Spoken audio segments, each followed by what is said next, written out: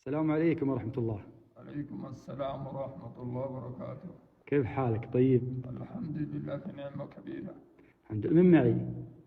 مبارك حميمي من السودان. حياك الله، يا مرحبا.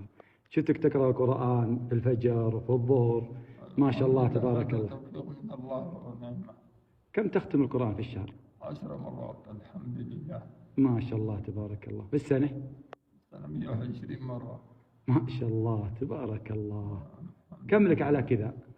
الحمد لله يوم قرابة 40 عاما. وأن تختم القرآن 120 مرة؟ الحمد لله. ما شاء الله تبارك الله. الله يكتب لك الأجر إن شاء الله. آمين إن شاء الله. وتقبل إن شاء الله منك. ربنا يبارك في ذريتك أنت كمان. نصيحتك؟ نصيحتي أن القرآن نعمة كبيرة، كلام الله الذي لا يأتيه الباطل من بين يديه ولم يخل بتنزيل من حكيم حميد. يا ربي لك الحمد ولك الشكر. فرصة طيبة يا شيخ. يفتح العقل.